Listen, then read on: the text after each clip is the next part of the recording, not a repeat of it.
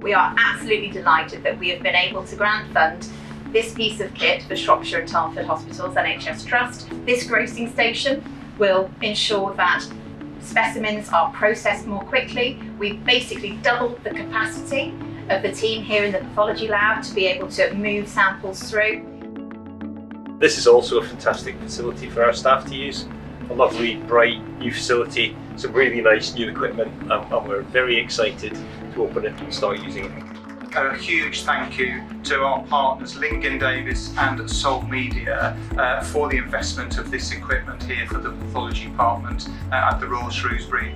This is really about increasing our capacity for turning around tissues and samples for early diagnosis of cancer pathways and improving their treatment for patients.